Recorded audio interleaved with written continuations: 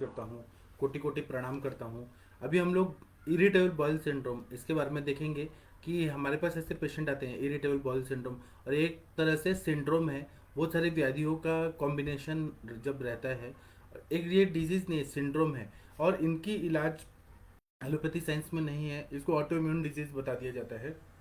तो हम लोग इसको किस तरह से मैनेज करें, किस तरह से चिकित्सा करें ताकि हमारा पेशेंट परमानेंट ठीक हो जाए, इसके बारे में मैं विस्तार से बताने के लिए आया हूँ।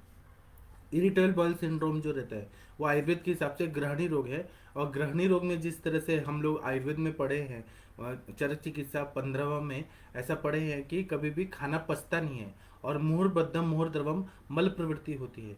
तो इसी को इरिटेबल बॉयल सिंड्रोम करके एलोपैथी में बता दिया है, आईबीएस ऐसा बता दिया है। तो उसका क्या है कि एक बार वो लोग बोलते हैं कि इरिवर्सिबल सेल इंजरी, एक बार सेल डेड हो गए तो डेड हो गए, और वो मतलब वो उनका फिर रीजनरेट नहीं होता है, और वो पेशेंट परमानेंट बीमार ही रहते हैं।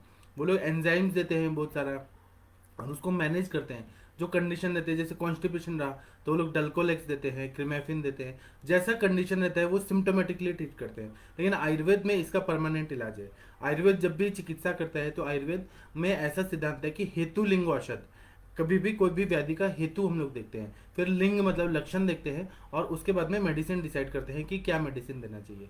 तो जब इरिटेबल बाइल सिंड्रोम के पेशेंट आते हैं तो हम लोग को ना, मैं कुछ सिद्धांतिक बात बताता हूँ जो अनुभव से प्राप्त ज्ञान है, वो मैं बताता हूँ। आप लोग जरूर देखिएगा कि ऐसे ही पेशेंट हमारे पास आते हैं।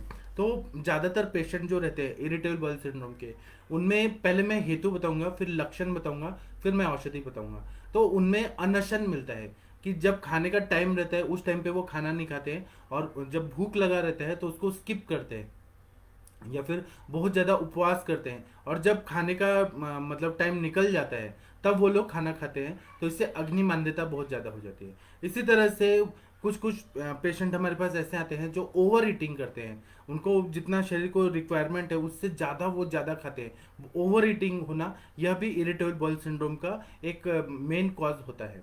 इसी तरह से पहले का खाया हुआ पचा नहीं है, अभी 2 घंटे पहले खाना खाया था, और उसके बाद में समोसा पकोड़ा चाय बिस्किट ये सब आ गया तो वो लोग खा लेते हैं। तो ये भी जो है ना अजीर्णाशन, पहले का आहार रस अच्छे से पचा नहीं है, और पहले का खाया पिया पचा नहीं है, और वो फिर से बार बार खाया जा रहा है, तो इसको बोलते हैं अजीर्णाशन। ये कॉन्सेप्ट एलोपैथी साइंस में नहीं है, केवल आयुर्वेद ही बताते हैं कि अजीर्णाशन की वजह से, और ये कांस्टेंट होते रहा, सालों साल होते रहा, तो इससे इरिटेबल बॉयल सिंड्रोम ऐसा बीमारी हो जाता है। इसी तरह से असात में भोजन खाना, जो चीज़ हमारे लिए शरीर के लिए नुकसानदायक है वह चीज़ बहुत ज़्यादा खाना, जैसे कि पिज्ज़ा बर्गर बहुत ज़्यादा मात्रा में खाना, वो पचाने की शक्ति नहीं है, और वो भी सड़ा हुआ मैदा से पिज्ज़ा बर्गर बनता है, खाने में टेस्टी लगता है, ठीक है, एक बार खा लिए तो खा लिए, लेकिन वही चीज़ बहुत बार खाया जाए और डेली खाया जाए तो ये असात्य भोजन है, शरीर को नुकसान देता है। ऐसा भोजन का अति प्रमाण में और कंटिन्यू सेवन किया जाए तो इससे इरिटेबल बाउल सिंड्रोम ऐसा व्याधि हो जाता है।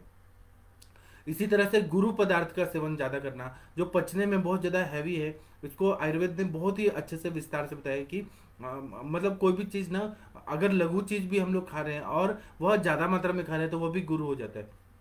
और कुछ चीजें हैं रहती हैं वह स्वभाव से गुरु रहती हैं, उसका सेवन ज्यादा करना तो यह भी गुरुता को करता है और अग्नि को उपहत करता है। जैसे कि थोड़ा सा चूल्हे में आग जल रही है या कहीं आग जल रही है और आपने बहुत सारा चीज डाल दिया उसके ऊपर, तो वो पचा नहीं पाएगी, जला नहीं पाएगी। उसी तरह से अपनी जो जाठराग्नि है उस पर आपने बहुत ज्यादा हैवी चीज डाल दिया जो मतलब पक नहीं सकती है, जल नहीं सकती है, तो वह अग्नि मान्यता करती है, और उसकी वजह से ग्रहणी कला दुष्टि होके ये इरिटेबल बॉयल सिंड्रोम ये व्याधि हो जाता है। इसी तरह से ठंडे चीजें का पदार्थ का सेवन ज्यादा करना, अभी जैसे कि गर्मियों का सीजन आ गया है तो लोग क्या कर रहे हैं कि फ्रिज से बनाए हुए बहुत सारा आइसक्रीम खा रहे हैं, मिल्क शेक खा रहे हैं, और उसके बाद में क्लस्टर्ड बहुत सारे आइसक्रीम वगैरह खा रहे हैं, उसके बाद दही का सेवन ज़्यादा कर रहे हैं, उसके बाद में ठंडा पानी पी रहे हैं, कोल्ड ड्रिंक्स पी रहे हैं, सब ठंडा ठंडा, और बर्फ़ का बाहर का कोल्ड ड्रिंक्स सॉफ्ट ड्रिंक्स ये सब पी रहे हैं, तो इसकी वजह से क्या होता है अग्नि मांद्य करता है। तो अति शीत पदार्थ या बासी खाना बना के और फ्रिज में रख दिया जाता है और उसको ही खाया जाता है, तो यह भी क्या होता है उसका एक तो विपाक चेंज हो जाता है, उसका रस चेंज हो जाता है, रस वीर्य विपाक सब चेंज हो जाता है, और वह शरीर में जाके नुकसान देता है। इसी तरह से रुक्ष पदार्थों का सेवन ज़्यादा करना, जो चीज़ बहुत ज़्यादा ड्राई है, ड्राइनेस करने वाली चीज़ें हैं, जैसे कि स्प्राउटेड चीज़ें बहुत ज़्यादा खाना, जैसे कि मूंग दाल या अलग अलग दालों का स्प्राउट्स बना के खाया जाता है, जो नेचुरोपैथी में कहा जाता है। वो आयुर्वेद बोलता है कि रुक्ष पदार्थ रहते हैं, उससे वायु का प्रकोप होता है। या चूड़ा खाना, चना खाना, भुना हुआ चना खाना, ऐसी जिसमें घी या स्नेह कम है, और सूखा रोटी बहुत ज़्यादा खाना, ये सब क्या करता है कि ड्राइनेस लाता है बहुत ज़्यादा। तो ये हो गया। दूसरा, जंक फूड आइटम्स बहुत ज़्यादा खाना, बाहर का जो चटपटा चीज़ें, चाट मसाला वगैरह मिलता है बाहर का, यहाँ महाराष्ट्र में कच्ची दाबेली मिलता है, वड़ा पाव मिलता है। तो बाहर का जो जंक फूड है, जो चीज़ हमारे लिए साथ में है, वो ओवर ईटिंग के मात्रा में बहुत ज़्यादा खाया जाता है। तो इसी तरह से पॉल्यूटेड फूड, आप लोगों ने देखा होगा कि मतलब आप कहीं पर भी मुंबई में जाइए या कोई भी सिटी में जाइए, बड़े बड़े जो मेट्रो सिटीज है ना, वहाँ पे रोड साइड में लोग क्या करते हैं कि पानी पूरी या गोलगप्पे बेच रहे हैं रोड पे। पॉल्यूटेड फूड रहता है वो, उसमें ना हाथ धोते हैं ना कुछ करते हैं, उसमें ना ग्लव्स पहनते हैं, और वो लोग ना ऐसे ही पानी में डुबकाते हैं, पसीना आ रहा है, पूरा पसीना का पानी निकल रहा है, हाथ में भी पसीना है, हाथ भी धोया नहीं है, नाखून भी काटे नहीं है, और वही जाके पानी पूरी में वही चीज डाल के और वो पानी पूरी खिलाते हैं। और रोड पे इतना धूल मिट्टी उड़ रहा है, और वहीं पर से वही लोग खा रहे हैं, और लोग एंजॉय कर रहे हैं उसका पसीना वाला चीज। ये सब क्या है? पॉल्यूटेड फूड है। और दूसरा, आप लोगों ने बड़े बड़े रेस्टोरेंट में भी देखा होगा, एक बार आप लोग कभी जाके किचन में जाके देखिए, वहाँ इतना घिन आता है ना, वहाँ मक्खियाँ लग रही होती हैं, वहाँ जहाँ आप जहाँ पर भी खाना खाते हैं बाहर, तो उसका किचन जरूर एक बार देख लिया करिए कि हाइजीनिक है कि अनहाइजीनिक है। तो अगर अनहाइजीनिक है तो वहाँ पर मत खाइए। कभी कभी ऐसा होता है कि वॉशरूम से पानी आ रहा है, और वहीं का पानी का यूज करके और फिर वो लोग खाना बनाते हैं। वॉशरूम भी उधर ही होता है, किचन के पास होता है, बहुत बेकार होता है। ये सब पॉल्यूटेड फूड है इसका, क्योंकि अंदर ही अंदर माइक्रो ऑर्गेनिज्म जाके वो इन्फेक्शन करते हैं, और उससे क्या होता है, ग्रहणी दृष्टि होती है, और उसकी वजह से ये इरिटेबल बॉयल सिंड्रोम, ये बड़ी बीमारी हो जाती है। बहुत सारे कॉज है जो पॉल्यूटेड फूड है। एक बार तो मैं जा रहा था, तो मैंने पनवेल में देखा था, मुंबई में नवी मुंबई के रेलवे स्टेशन पे देखा था कि वहाँ पे ना वड़ा पाव बना रहे थे।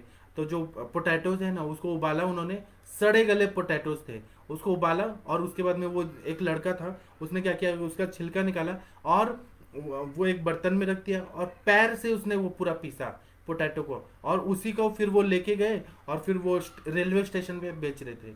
तो इतना घिन आया उन्हें, मतलब उस दिन के बाद मैंने कभी रेलवे स्टेशन का वड़ा पाव नहीं खाया, इतना घिन आता है।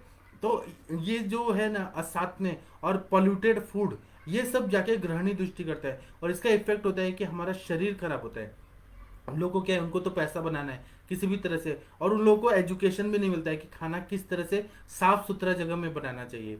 बहुत सारी सब्जियां भी रहती है ना, आप लोगों ने देखा नहीं है, मुंबई जैसे जगह में जहाँ पर सब्जी उगाने को जगह नहीं है, वहाँ पे गटर का पानी बह रहा है, और उधर ही सब्जियां उगाई गई हैं। मतलब पॉल्यूटेड, एकदम पॉल्यूटेड नाला है, वहाँ पर सब्जियां उगाई जाती हैं।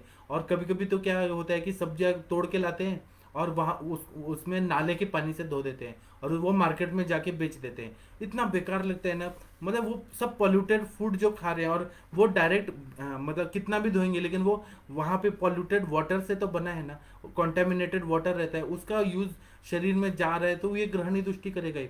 इसीलिए आप लोग, और दूसरा बात है ना कि ग्रहणी दृष्टि तो ये करता ही है। आप लोग देखेंगे बड़े बड़े जो फिल्म स्टार है, उन लोगों को कैंसर वगैरह क्यों होता है? तो अपने इसमें बोला है कि अपस्मार का हेतु है गौ मांस खाना, या फिर बहुत ऐसे असात्मक चीजें हैं जो विरुद्धासन बताइए, उसका सेवन करना। तो बड़े बड़े फिल्म स्टार होते हैं, मैं ये नहीं बोल रहा हूँ कि सबको होना चाहिए, या बस मैं एक एनालिसिस बता रहा हूँ। बहुत लोग के तो पानी भी आते हैं, फॉरेन से पानी आते हैं, खाना पीना भी एकदम हाई स्टाइल का होता है, तो भी वो लोग को कैंसर क्यों हो जाता है? जो लोग जितना अमीर रहते हैं उनको कैंसर होके वो लोग मर जाते हैं। तो क्यों ऐसा क्यों है? क्योंकि वो लोग आयुर्वेद को फॉलो नहीं करते हैं। वो लोग दिन भर एसी में रहते हैं, फ्रेश एयर नहीं मिलता है उनको, बोतल वाला पानी पीते हैं, वो भी फ्रेश पानी नहीं रहता है। उसके बाद में वो लोग खाना भी ऐसा रहता है कि फ्रिज वाला खाना, रेस्टोरेंट वाला खाना खाना, और साथ में चीज़ें ज़्यादा खाते हैं। और इसका अगर ये शरीर कितना टॉलरेट करेगी, इसलिए वो मेलिग्नेंसी हो जाता है उन लोगों को।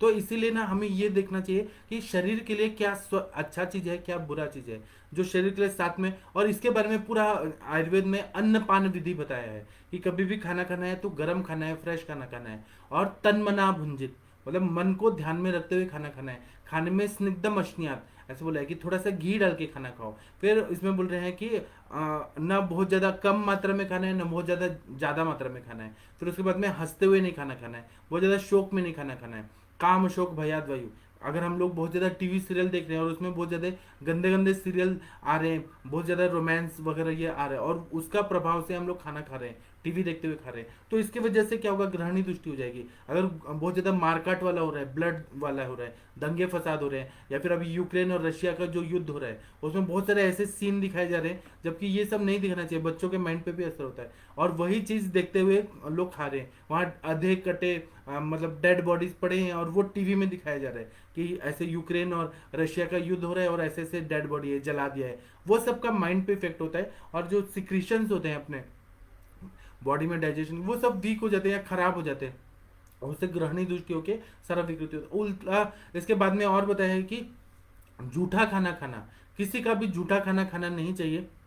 अपने अपने मतलब आयुर्वेद में लिखा है कि किसी का भी जूठा खाना नहीं खाना चाहिए, भले भाई बहन हो, पति पत्नी हो, माता पिता हो, किसी का भी जूठा नहीं खाना करना चाहिए।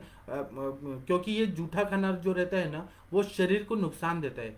कितना भी प्यार करें आप लोग, एक ही केक को काट के और सब लोग जूठा खाते हैं, सबका एक ही बहुत सलाइवा जाता है, यह ग्रहणी दृष्टि करता है। आयुर्वेद इसको सही नहीं मानता है। नहीं तो आप लोगों ने और भी देखा होगा कि होटल वगैरह में क्या रहता है कि वो लोग ना ग्लास को धोते भी नहीं है, वो उसी जूठे गिलास में ही सबको सब कुछ दे देते हैं। तो ये सब जो है ना असात्विक चीजें, यह शरीर को नुकसान करते हैं, सारा इफेक्ट होता है तो ग्रहणी कला पे होता है। इसी तरह से बता रहे हैं कि वेगों का अवरोध करना, आयुर्वेद इसके बारे में बहुत ज्यादा स्पेसिफिकली बताते हैं कि जो 13 तरह के अधारणीय वेग होते हैं, मल मूत्र छींक उल्टी प्यास निद्रा छर्दी, ये सब जितने भी वेग हैं उसका अवरोध कर दिया तो वायु प्रतिलोमित होकर और पूरा शरीर में इम्बैलेंस करके ग्रहणी कला को दूषित करता है, और उसकी वजह से इरिटेबल बॉल सिंड्रोम हो जाता है। इसी तरह से अगर टाइम पे सो नहीं रहे हैं, कभी भी उठ रहे हैं, कभी भी सो रहे हैं, कभी भी व्हाट्सअप देख रहे हैं, कुछ लोगों का तो आदत है कि सुबह सुबह रात को सोते हैं तो व्हाट्सअप, रात को जब वॉशरूम को भी जा रहे हैं यूरिन पास करने तब भी व्हाट्सअप, सुबह उठ रहे हैं तब भी व्हाट्सअप। ये ऐसा लाइफस्टाइल ऐसा हो गया है, व्हाट्सअप पे क्या आ रहा है, किसी ने मैसेज का रिप्लाई नहीं किया तो एंग्जाइटी होने लगती है कि उसने मुझे रिप्लाई नहीं किया। मतलब बहुत सारा ऐसा जो हम लोग कृत्रिम दुनिया में जी रहे हैं, उसकी वजह से क्या होता है कि ग्रहणी दृष्टि होती है, क्योंकि ऐसे एंजाइम सिक्रेट होते हैं, पाचक पित्त विकृत हो जाता है, दोषों का प्रकोप हो जाता है, वात पित्त का इम्बैलेंस हो जाते हैं, और उसकी वजह से ग्रहणी कला दूषित होकर इरिटेबल बॉल सिंड्रोम हो जा रहा है। और ये बहुत ज्यादा पाया जा रहा है, मतलब हर इंसान जो है, आप लोग देखेंगे 1000 पेशेंट में से 1000 लोगों में से कम 95% लोगों को पेट की बीमारी है। क्यों है? और ये आगे जाके इरिटेबल बॉल सिंड्रोम बन ही रहा है, सभी को पेट की बीमारियां हो रही हैं। इसी तरह से बहुत ज्यादा काम में है, क्रोध में है, एंग्जाइटी में है, व्याकुलता में है, ईर्ष्या में है, द्वेष में है, मद मात्सर्य में है, तो किसी के प्रति छल कपट हो रहा है, किसी का ग्रोथ देखा नहीं जा रहा है, किसी के बारे में कुछ गलत बोल दिया, किसी ने कुछ गलत सुन लिया, तो और गंदे विचार आ रहे हैं किसी के प्रति, तो ये सबसे क्या होता है कि वो इफेक्ट पूरा शरीर में जाके ग्रहणी कला को दूषित करता है। और यह पित्त धरा कला सवय मज्जा धरा कला, जितना माइंड पे इतना प्रेशर आएगा उसका इफेक्ट जरूर ग्रहणी कला पे आएगा। यह पित्त धरा कला सवय मज्जा धरा कला, यह मज्जा धरा कला सवय पित्त धरा कला, ये सब ग्रहणी कला को दूषित करता है। तो ये सारे हेतु मिलते हैं। इसी तरह से कोई कोई बहुत दिन तक बीमार रहते हैं, बहुत सारे पेशेंट हैं डायबिटीज से बीमार रहते हैं, मधुमेह उनको हुआ रहता है, किसी किसी को ग्रहणी कला दूषित होती है, किसी को ज्वर होता है, किसी को अभी ये स्वाइन फ्लू, फिर कोविड आ गया था, बहुत सारे लोग बीमार रहते हैं, बीपी की दवाइयाँ खाते रहते हैं, किडनी फेलियर होता है, बड़े बड़े बीमारियां रहती हैं, उसकी वजह से भी ग्रहणी कला दूषित हो जाती है। फिर over use of allopathy drugs, over use जो शरीर को जरूरी नहीं है वो भी एंटीबायोटिक्स दिया जाता है, जो मतलब उन स्टेरॉइड्स दिया जाता है, और non steroidal anti inflammatory drugs दिए जाते हैं, पेन किलर्स दिए जाते हैं, जिनकी जरूरत नहीं है लेकिन उनको चलाया जा रहा है क्योंकि उससे डॉक्टर को फायदा हो रहा है, डॉक्टर को कमीशन मिल रहा है। तो ये सारी चीजें जो है ना, उसी तरह से रेडिएशन का प्रयोग किया जा रहा है कि जरूरत नहीं है तब भी सोनोग्राफी करा लो, ये टेस्ट कराओ, वो टेस्ट कराओ, एमआरआई कराओ, जरूरत नहीं है तब इतना रेडिएशन बॉडी में दिया जा रहा है। तो ये सब क्या करता है कि शरीर के ग्रहणी कला को दूषित कर देता है।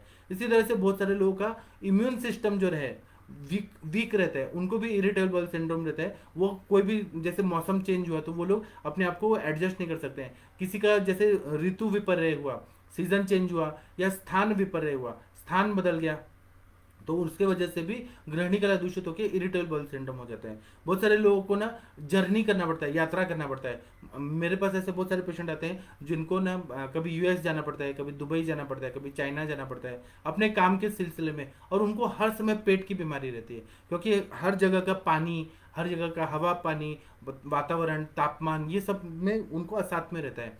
तो इसके वजह से ग्रहणी कला दूषित हो जाती है। तो इसीलिए ना ये सब इरिटेबल बॉयल सिंड्रोम का जब भी हमारे पास पेशेंट आते हैं तो हमें पूरा हेतु निकालना बहुत जरूरी है कि क्या उसका गड़बड़ हो रहा है। कभी कभी दिनचर्या गड़बड़ रहती है, कोई बहुत लेट तक उठते हैं, कोई लेट तक जागते हैं, उसके बाद में बिना भूख के खाना खा रहे हैं, वेगों का अवरोध कर रहे हैं, खाना पीना उनका विकृत है, ताजा खाना नहीं मिल रहा है। ऐसे बहुत सारे फैक्टर्स होते हैं, उसको जानना बहुत जरूरी है। उसके बाद में जब इरिटेबल बॉयल सिंड्रोम के पेशेंट आते हैं तो मैंने हेतु बता दिया, अब मैं लक्षण बताऊंगा कि क्या क्या लक्षण आते हैं होते हैं, तो वो हमें जानना बहुत जरूरी है। तो ऐसे पेशेंट जब हमारे पास आते हैं इरिटेबल बॉयल सिंड्रोम को, तो उनको नौशिया फीलिंग होता है, ज़्यादातर नौशिया फीलिंग हो रहा है, उनको जी मिचलाते रहता है, कुछ भी खाया पिया पच नहीं रहा है, उनको अग्नि का कॉन्सेप्ट तो मालूम ही नहीं है कि जब तक भूख नहीं लगे नहीं खाना है, तो हिरलास हो रहा होता है, पेट में दर्द हो रहा होता है, उदर शूल हो रहा होता है, उसी तरह से अरुचि रहती है, खाना खाने का मन ही नहीं करता है। जब इरिटेबल बॉयल सिंड्रोम ये बीमारी हो गई है तब का कंडीशन का मैं बता रहा हूँ, तो उनको अरोचक रहता है बहुत ज़्यादा, फिर उनका वेट लॉस रहता है, वजन कम हो रहा होता है, क्योंकि अच्छा सा जाठराग्नि की क्रिया नहीं हो रही है, तो आहार का सारकिट विभाजन नहीं हो रहा है, स्थूल पचन नहीं हो पा रहा है, तो इसलिए अच्छा मल नहीं बन रहा है, अच्छा आहार रस नहीं बन रहा है। फिर उसके बाद धातुओं का पोषण, जो धातु परिपोषण क्रम है वह नहीं हो रहा है, जैसे अच्छा रस नहीं बन रहा है, रक्त नहीं बन रहा है, मांस नहीं बन रहा है, मेद नहीं बन रहा है, अस्थि मज्जा शुक्र नहीं बन रहा है। तो इसके वजह से भी ग्रहणी कला दृष्टि का कारण ये रहता है कि वेट लॉस बहुत ज्यादा होता है। इसी तरह से उनको कंटिन्यू हेडेक रहता है, माइग्रेन रहता है, सर दर्द की बीमारी हमेशा रहती है, उनको हर समय टायर्डनेस रहता है, थकावट बहुत ज्यादा रहती है, क्लम रहता है, ग्लानी रहता है, मानसिक थकावट भी रहती है, शारीरिक थकावट भी रहती है, उन्होंने कुछ मेहनत नहीं किया तब भी उनको थकावट बहुत ज्यादा रहती है। इसी तरह से कोष्ठ विबद्धता, मतलब उनको कॉन्स्टिपेशन का हर समय तकलीफ रहता है, एक बार वॉशरूम से जाके आए तो तब भी उनको सेटिस्फेक्शन नहीं मिलता है, उनका हर समय पेट में गड़बड़ ही रहता है। इसी तरह से अतिसार होता है, उनको लूज मोशन का बीमारी रहता है। और आयुर्वेद में तो ऐसा बोला है कि ग्रहणी का टिपिकल सिम्टम क्या है कि मोर बद्धम मोर द्रवम, ऐसे द्रव अमल प्रवृत्ति होती है, मतलब कभी कभी कॉन्स्टिपेशन हो जाएगा, कभी कभी उनको लूज मोशन हो जाएगा। वो लोग बोलते हैं कि भिंडी खाते हैं तो भिंडी के बीज भी दिखाई देते हैं, जो खाए पे है सब वैसे के वैसे ही निकल जाता है। उसी तरह से उनको कफ मल प्रवृत्ति, मतलब उनको ना म्यूकस निकल के और मल प्रवृत्ति होती है, इतना ज़्यादा अंदर छिल जाता है, और वो मतलब बॉडी प्रोटेक्ट करने के लिए कफ बहुत ज़्यादा निकलती है, इसलिए कफ मल प्रवृत्ति ऐसे उन लोगों को होती है। फिर उनको अर्जेंसी हमेशा रहती है कि हर समय वॉशरूम जाना है, और हरीनेस रहता है, जल्दी जाना है, और अर्जेंसी हर समय लगी रहती है। फिर उसी तरह से उनको एंग्जाइटी बहुत ज़्यादा रहता है, क्योंकि यह पित्त धरा कला से मज्जा धरा कला, अगर ग्रहणी कला दूषित है, पित्त धरा कला दूषित है, तो उनको हर समय व्याकुलता रहेगी, चित्त अनवस्थता, मतलब चित्त जो है, मन है, वह एक स्थान पे नहीं है, स्टेबल माइंड नहीं है, अनस्टेबल माइंड है, और व्याकुलता बहुत ज्यादा रहती है। उसी तरह से भय बहुत ज्यादा रहता है उनको, उनको डिप्रेशन बहुत ज्यादा रहता है, धातुओं का क्षय होता है, खासकर शुक्र धातु का क्षय हुआ रहता है, तो बहुत ज्यादा शोक में रहते हैं, विषाद में रहते हैं, और उनको क्या करना है क्या नहीं करना है उनका डिसीजन भी अच्छे से नहीं होता, निगेटिविटी बहुत ज्यादा आ जाती है। तो ये सारे कंडीशन जब रहते हैं तो हमें समझना चाहिए कि डाइजेशन उनका वीक है, तो ग्रहणी कला जरूर दूषित हो गई है।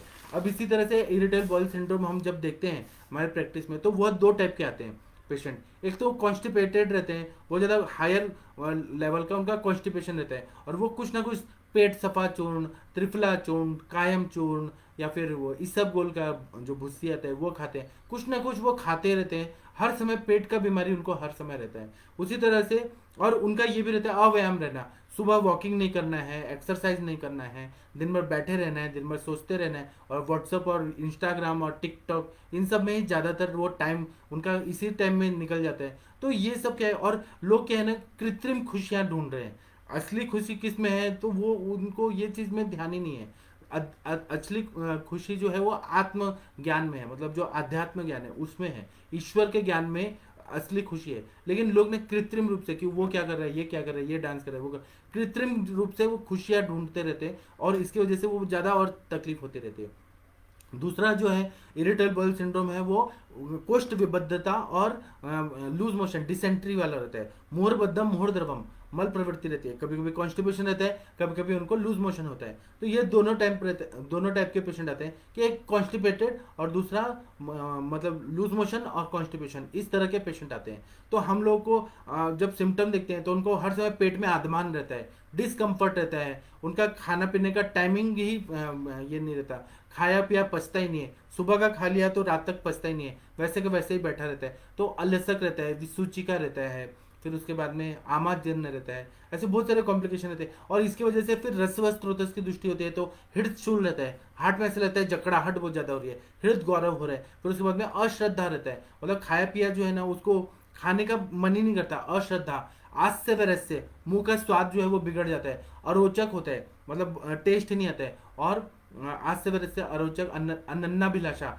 खाना खाने का मन नहीं करता है। तो ऐसे सारे कंडीशन रहते हैं।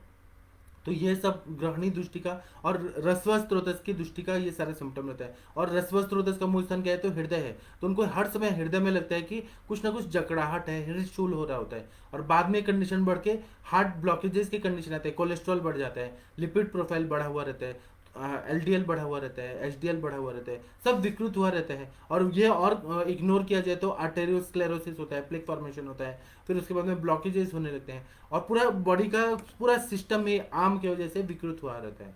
तो इसीलिए आईबीएस जो रहता है ना उसका क्लिनिकल डायग्नोसिस अगर हम सोनोग्राफी कराएं, एमआरआई करें तो कुछ भी ऐसे दिखाई नहीं देता है, वो क्या फिजियोलॉजिकल पूरा डिस्टर्बेंसेस रहता है। तो इसके लिए कोई स्पेसिफिक इन्वेस्टिगेशन करने से कुछ पता नहीं चलता है। तो हम लोग क्या करते हैं, हम लोग हाँ, जब भी पेशेंट हमारे पास आते हैं तो हम लोग इसको ग्रहणी की चिकित्सा या अतिसार की चिकित्सा यह देखते हैं, या फिर ग्राही औषधियाँ देते हैं। जैसे लूज मोशन हो रहा है तो ग्राही औषधियाँ देना है, दीपन पाचन द्रव्य देने हैं, या फिर कोष्ठ को बल देने वाली दवाइयाँ देते हैं।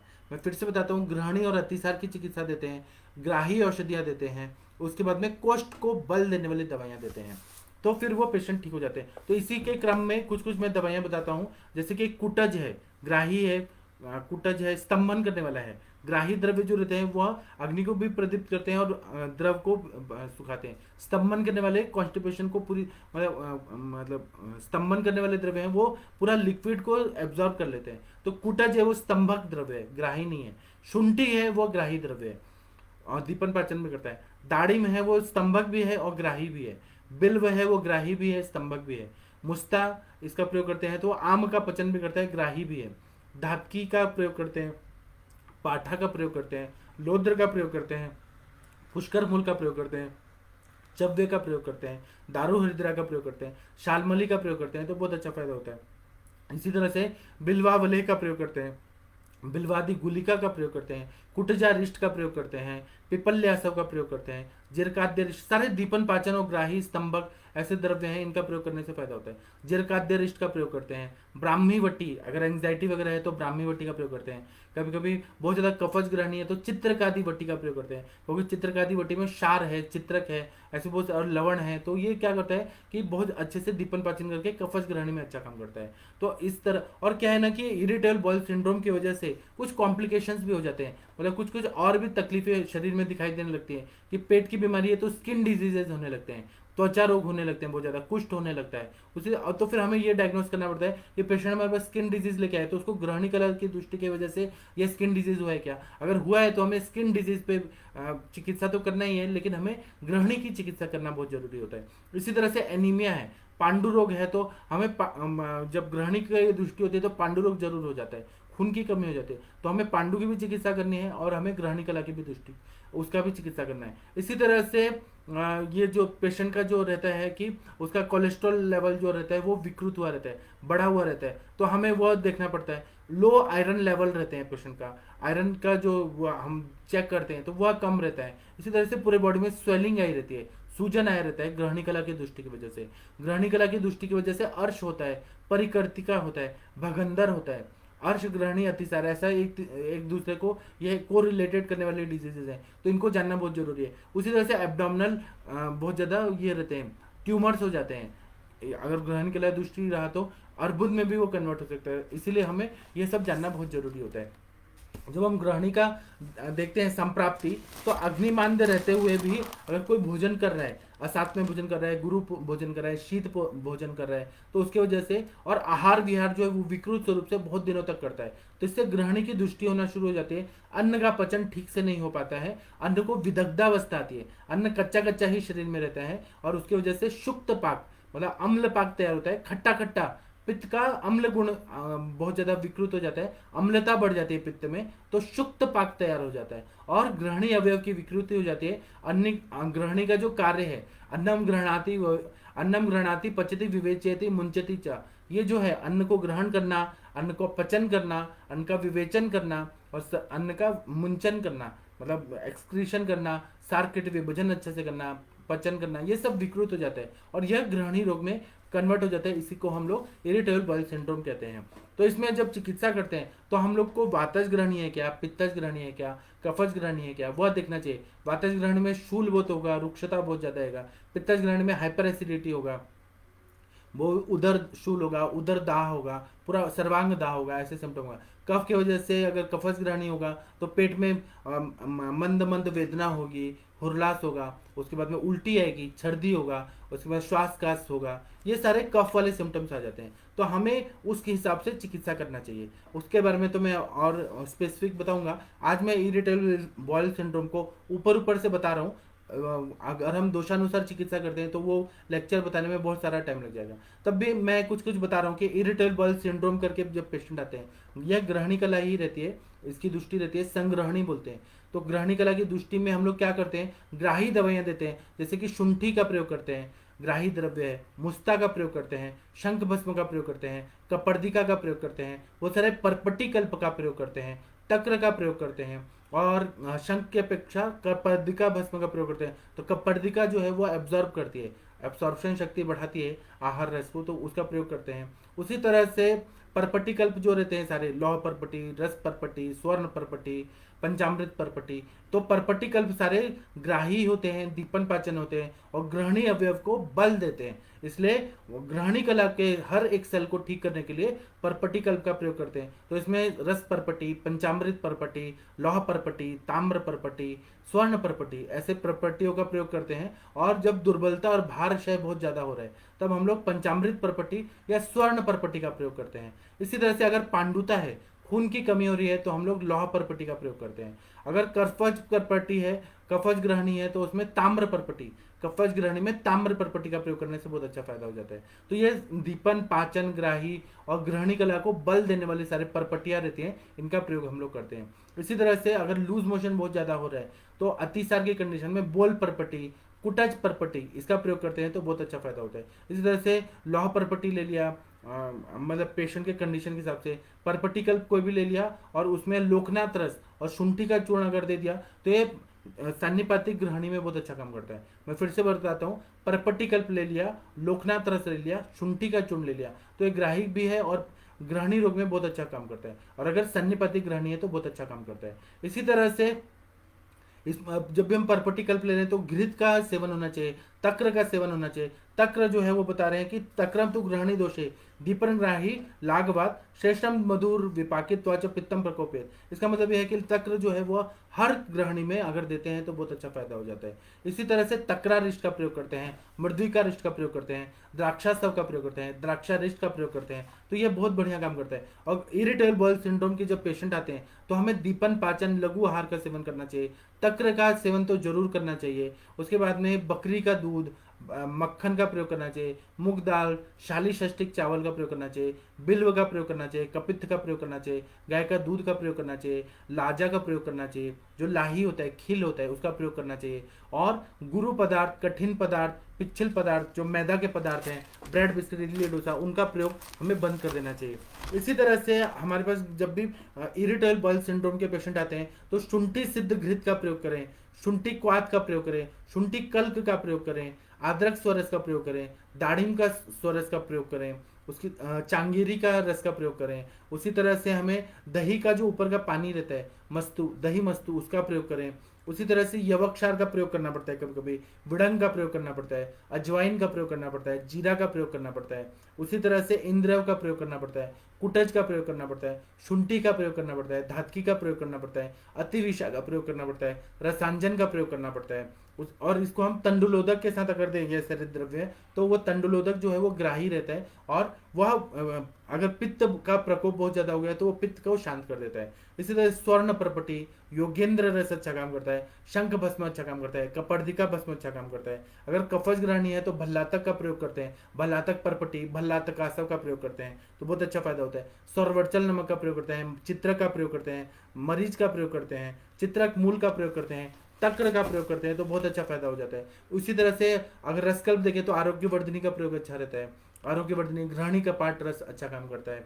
फिर यकृत पिलहारी लौह का प्रयोग करते हैं, बहुत अच्छा फायदा हो जाता है। उसी तरह से हमें गृहिणी में तो बहुत सारे द्रव्य हैं, आप लोगों को मालूम है, तभी मैं कुछ कुछ और द्रव्य बता देता हूँ। जैसे कि गृहिणी अंतक कषायम है, उसका प्रयोग करने से बहुत अच्छा फायदा होता है। 50 ml सुबह, 50 ml शाम को। इस तरह से कैदर आदि कषायम का प्रयोग करते हैं। मुस्ता करंजादि कषायम का प्रयोग करते हैं। फिर पाठा करंजादि कषायम का प्रयोग करते हैं। उसी तरह से कलश आदि कलश आदि कषायम का प्रयोग करते हैं। फिर उसी तरह से वैश्वानर चूर्ण का प्रयोग करते हैं। दाढ़ी मास्टक चूर्ण का प्रयोग करते हैं। धन्वंतर कुली धन्वंतर गुलिका का प्रयोग करते हैं।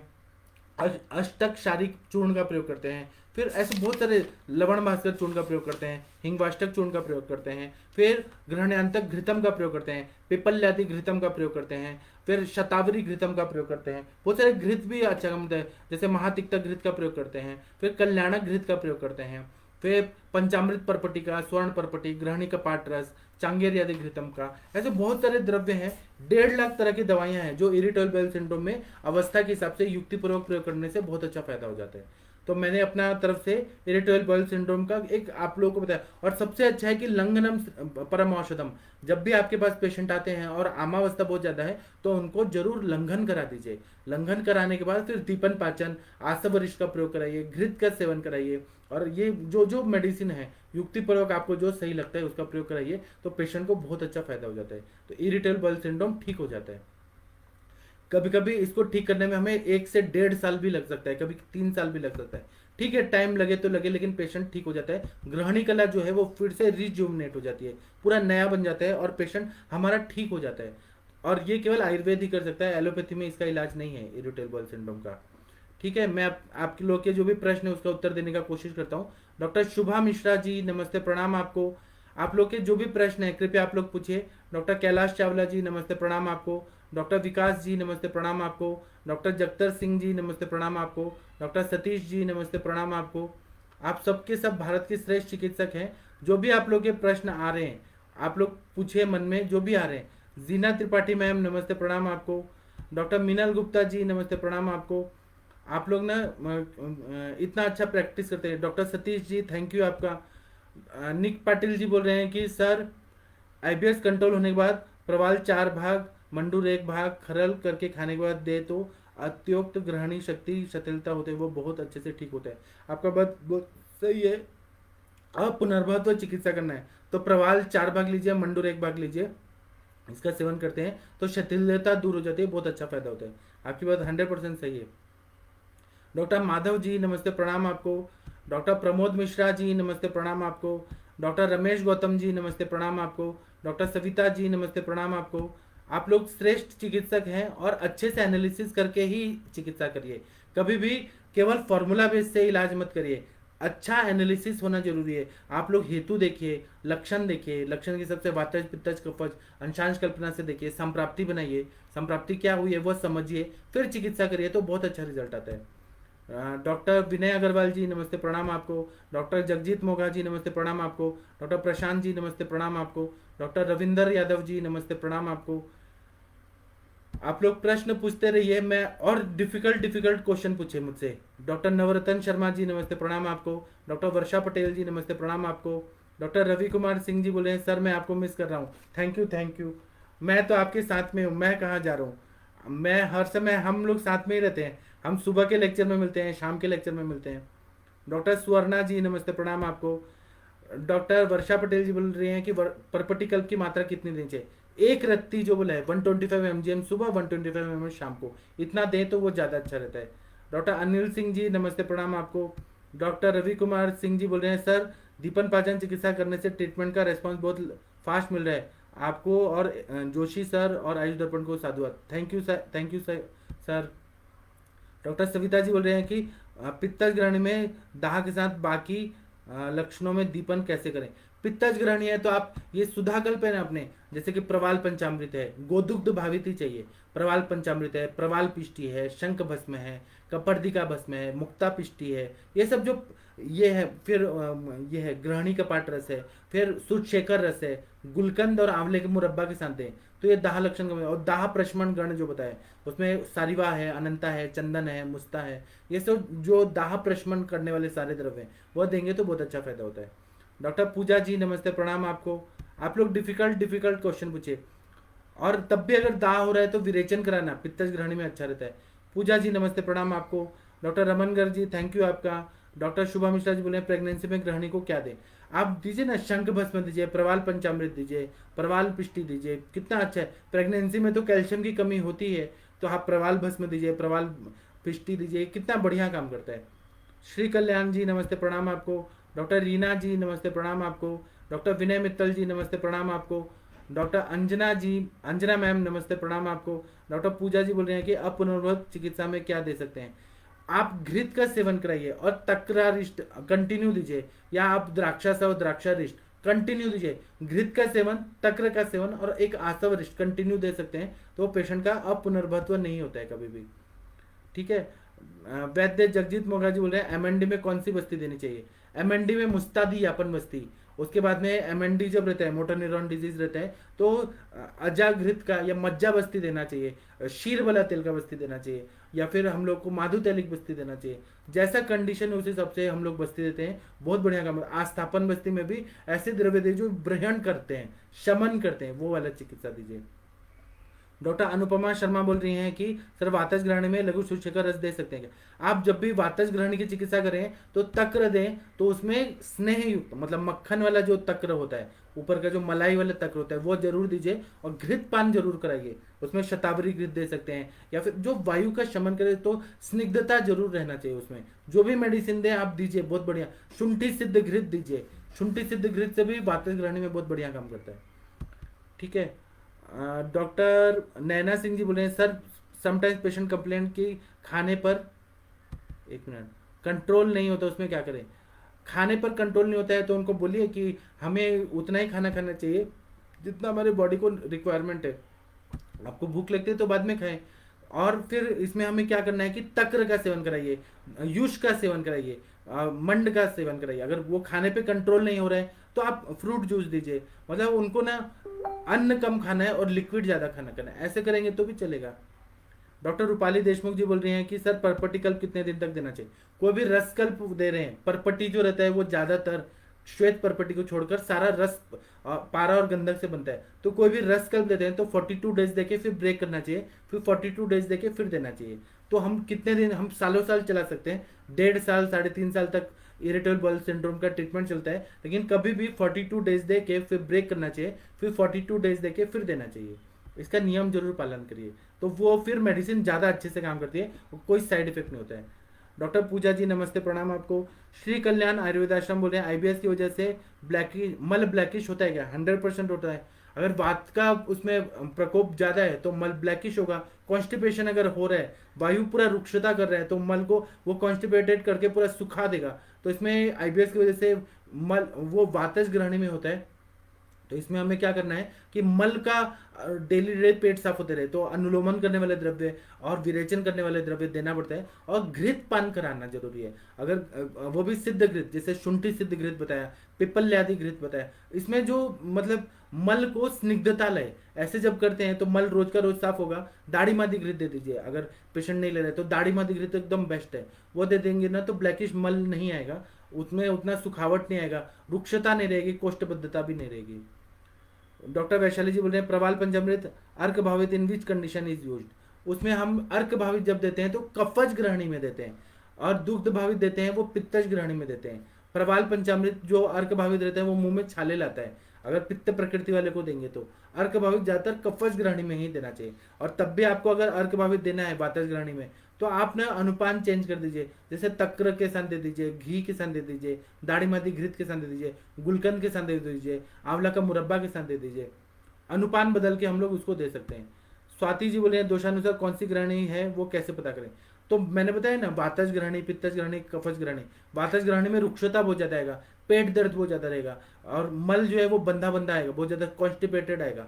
और पित्तज ग्रहणी में दाह होगा, बर्निंग होगा, हाइपर एसिडिटी होगा। जो गॉल ब्लैडर स्टोन वाले पेशेंट रहते हैं ना, उसमें अम्ल पित्त कितना रहता है, पित्तज ग्रहणी के सारे सिम्टम्स दिखते हैं। और कफज ग्रहणी में क्या रहता है, छर्दी रहता है, हुरलास रहता है, अरोचक रहता है, कफ के सारे सिम्टम्स दिखते हैं। तो उस हिसाब से हम ग्रहणी को पता कर सकते हैं। पेशेंट ही हमें सब कुछ सिखाते हैं।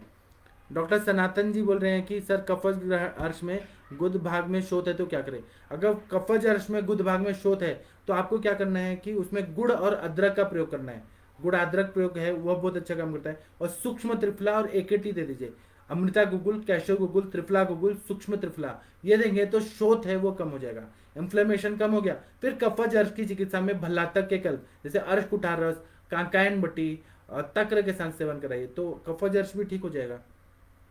डॉक्टर चंदन जी नमस्ते, प्रणाम आपको। डॉक्टर ज्योत्सना चौहान जी बोल रहे हैं कि सर अर्श ग्रहणी दोनों साथ में होने पर कैसे चिकित्सा करें। वही ना, अर्श जो व्याधि होती है वो अग्निमांद्यत मल संचयात, ऐसा बताए, मतलब मल की संचिति बहुत ज्यादा होती है और अग्निमांद्यता रहती है। ग्रहणी में तो अग्निमांद्यता रहती है, मतलब दोनों में आम का पचन करना है, दीपन पाचन अनुलोमन ऐसे करना है। तो पहले आप क्या करें, जैसे अर्श की चिकित्सा करें तो केवल अर्श में अर्श कुठार रस दे दीजिए, ग्रहणी का पाठ रस दे दीजिए, आरोग्यवर्धिनी दे दीजिए। अगर वो ब्लीडिंग पाइल्स है तो उसमें नागकेशर चूर्ण, प्रवाल पंचामृत, कुटजारिष्ट ऐसे दे दीजिए। तो हमें पहले अर्श ये देखना है कि शुष्क अर्श है कि रक्तज अर्श है, उस हिसाब से चिकित्सा थोड़ा चेंज हो जाता है। और अर्श में जो वाग्भट संहिता आप खोलिए, वाग्भट संहिता में अर्श चिकित्सा में सारे द्रव्य निकाल दीजिए, एक पेपर पे लिख दीजिए, ग्रहणी रोग के सारे द्रव्य निकाल दीजिए, उसको पेपर पे लिख दीजिए। और उसमें से जो जो कॉमन आ रहे हैं, रिपीट हो रहे हैं, उन सबको आप देंगे तो अर्श को भी ठीक करेगा, ग्रहणी को भी। जैसे अजवाइन है वो अर्श में भी काम करता है, ग्रहणी में भी काम करता है। ऐसे बहुत सारे कॉमन कॉमन द्रव्य निकाल के आप देंगे तो पेशेंट जरूर ठीक हो जाते हैं। वैशाली जी बोल रहे हैं कि पित्तज ग्रहणी के योग हम यूज कर सकते हैं। हाँ, पित्त ग्रहणी के योग में हम लोग देखे, पित्त ग्रहणी का योग में हम लोग शुद्ध शेखर रस देते हैं, फिर प्रवाल पंचामृत देते हैं, लघु शुद्ध शेखर रस देते हैं, कामदूधा देते हैं, इतना बढ़िया काम करता है ना, दाढ़िमा वलय देते हैं, इतना बढ़िया काम करता है। ठीक है, आप लोग को सब कुछ मालूम है, श्रेष्ठ चिकित्सक है तो आप लोग को तो सब कुछ आता ही है। तो आप लोग अच्छा प्रैक्टिस करिए, यही शुभकामना देते हैं। अभी मैं अपना लेक्चर समाप्त करता हूँ। आप लोग को जो भी डिफिकल्टी आती है प्रैक्टिस में तो आप मुझे मैसेज करिए, व्हाट्सअप करिए, ये मेरा नंबर मैं दे देता हूँ। और आप लोग इंटरेक्टिव सेशन में अभी आ जाइए। इंटरेक्टिव सेशन में हम लोग डिस्कस करते हैं। तो और सुबह माधव निदान का क्लास होता है और फिर 6 बजे होता है, और अष्टांग हृदय का 7 बजे क्लास होता है। तो सब लोग जरूर आया करिए हमारे क्लास में। डॉक्टर वरुण कुमार जी नमस्ते, प्रणाम आपको। मैं अभी का लेक्चर समाप्त करता हूँ, फिर हम लोग 8:15 बजे फिर मिलेंगे। प्रणाम सभी लोगों को, थैंक यू, धन्यवाद।